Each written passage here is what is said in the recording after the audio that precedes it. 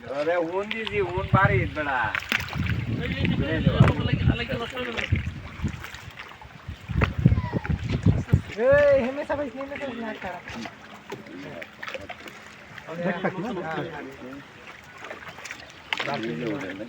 अब साफ दे रहा है ओकरा के साथ दे हे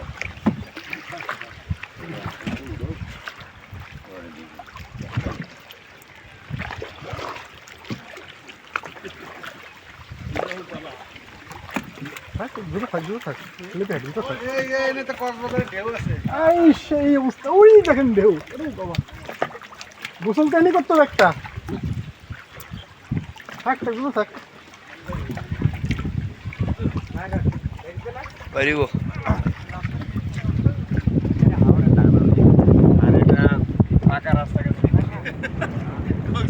এই যে আমরা আছি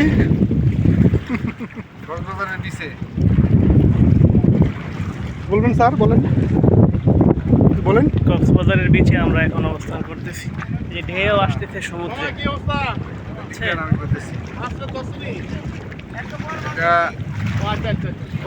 আপনার ওই যে আমরা যে গেছিলাম কক্সবাজারের চিটাগাং চিটাগাং ইয়ের পাশে ওই যে বিচে যে বসে থাকলাম পরে আবার আইসে বললাম হাতরাই নাকি পতেঙ্গা পতেঙ্গা পতেঙ্গা এটা যদি আপনি তুলনা করেন আর কি এই জায়গার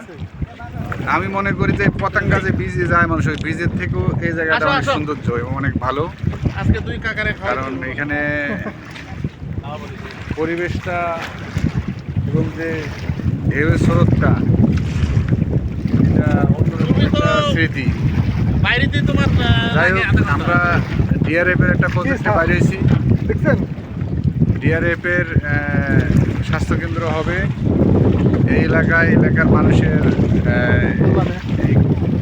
কল্যাণে ডিআরএফ স্বাস্থ্যকেন্দ্র করবে কিন্তু এই এলাকার মানুষের এই জিনিসটাতে ঘাটতি আছে এখানে রাস্তাঘাটের খুব প্রবলেম আছে এত সুন্দর হাওড় আছে এখানে আসলে চাইলে আমাদের দেশের যারা রাজনীতিবিদ বা যারা গণ্যমান্য ব্যক্তি সুন্দর একটা পর্যটন কেন্দ্র করতে পারে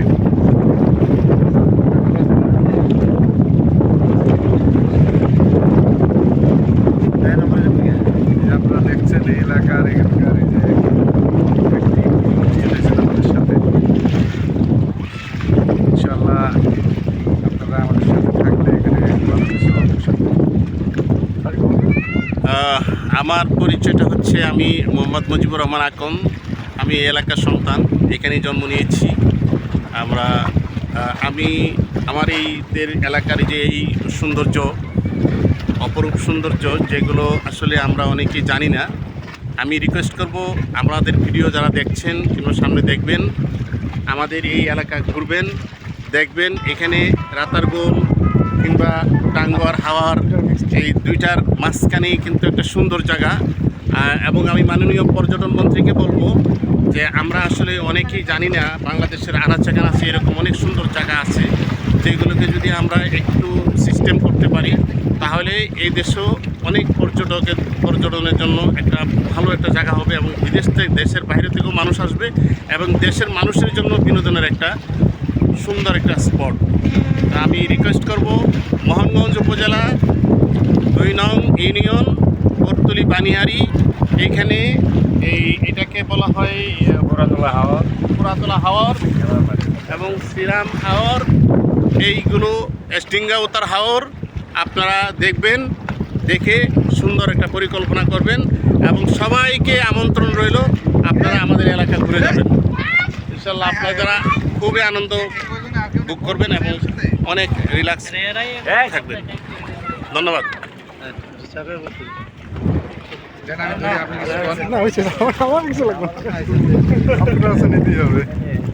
আসলে এখানকার যে পরিবেশ অনুভূতি এটা আসলে না দেখলে বোঝানো যাবে না এই যে সমুদ্রের ঢেউয়ের মতো যে উতলে পড়তেছে নৌকা ঢেউটা আপনারা দেখতেছেন পিছনে আমাদের এটা অনুভূতি আসলে ভাষা প্রকাশ করার মতো না আসতে হবে দেখতে হবে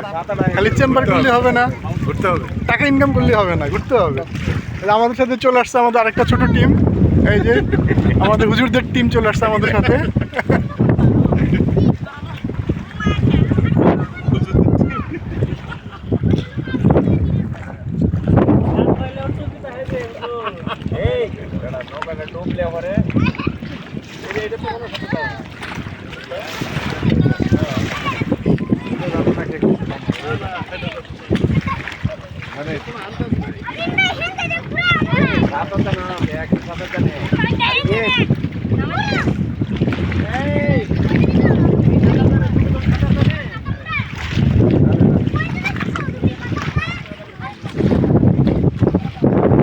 এই তোরা জায়গা জায়গা আস্তে আস্তে